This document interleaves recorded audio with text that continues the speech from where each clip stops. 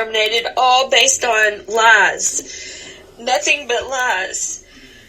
Hi, everyone. This is an audio campaign. Welcome to the Porthole to Justice. This is Amelia Duran, your host. This is an audio campaign courtesy of Mad Angels Army. Because of Title IV is now hurting the same children that they were put in place to help. Imagine that. Warrantless seizures of children are happening all across this country. My great-nephew was born. But 5 days later, a DCF worker came into the hospital, broke federal and state laws, and kidnapped my niece's baby. All warrantless searches and seizures are unlawful, but CPS is still getting away with it, and police are still helping them every single day, and no one's doing anything about it. CPS told me they could not help me. Then my grandson's born sick. He's in the intensive care unit for a month and a half. I'm with him every day, completely bonded. Then CPS comes without a warrant and removes him from the hospital and from his loving grandmother. They placed him in a pre-adoptive foster family that wanted a white baby boy. Our boy didn't need to be in a foster home. He had a family that wanted him. He had grandparents, aunts, uncles, and cousins that could not wait to meet him. But if he came home to family, the state would not profit. I am mad as hell because I realized that I had married a monster, a violent, psychopathic pedophile. And she did nothing wrong except ask her doctor for a second opinion. And I'm mad because I'm wondering where the mainstream media coverage is from these stories like ours and thousands across the country. His entire family knew for decades that he had harmed children and never said a word to me. Our kids have been tortured. They are still separated to this day. We have 6 kids, and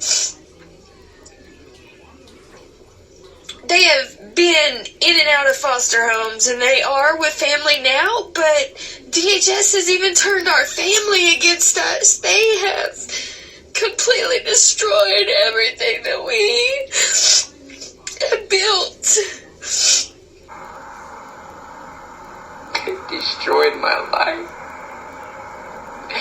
I could have had a mom and a dad. I could have had a family and have been loved.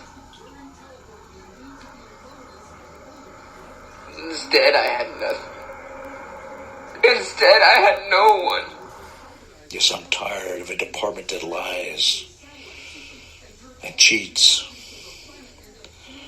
to accomplish their mission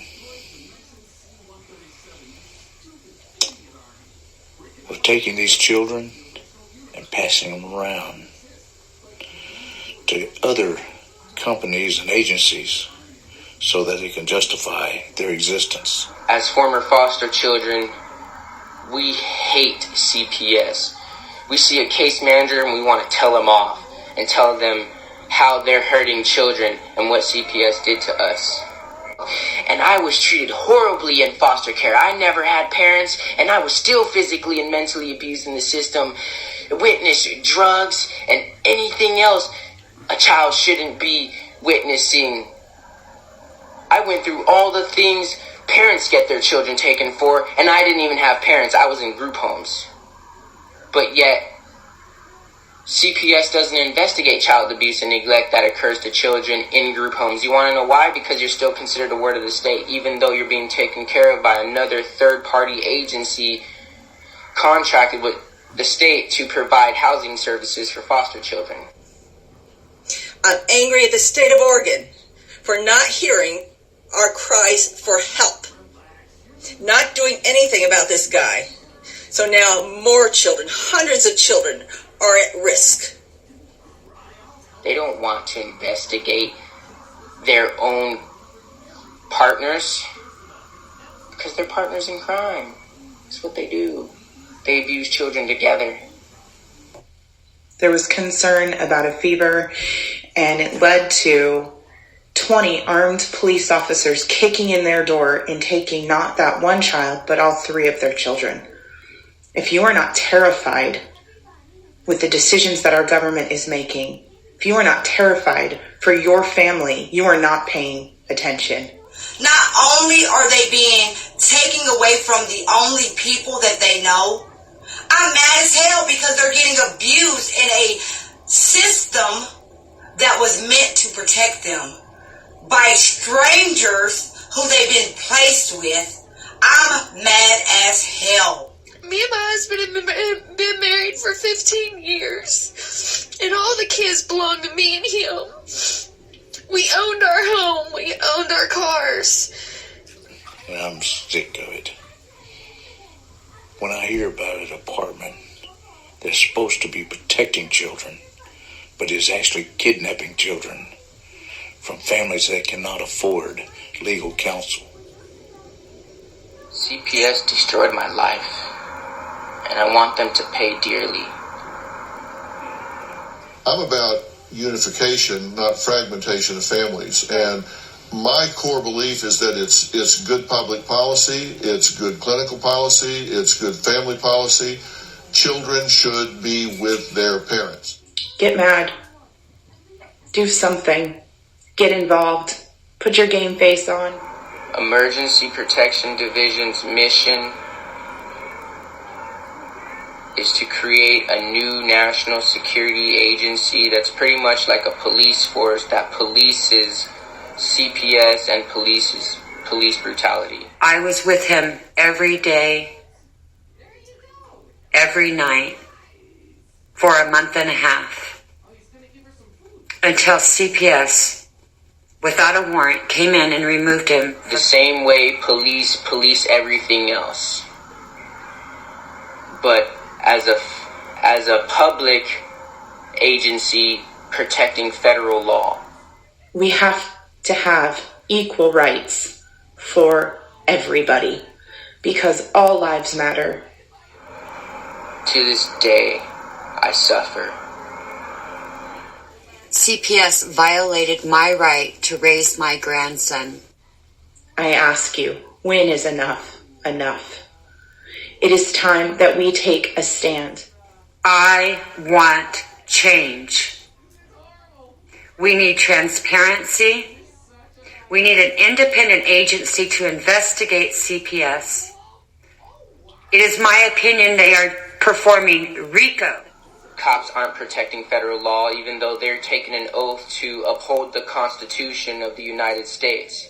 And when state law conflicts with federal law, they choose state law over federal law. They choose to protect the state law over the federal law. When federal law is supposed to constitute the supreme law of the land, and even state law and federal agencies and police agencies are supposed to be subordinate to federal law.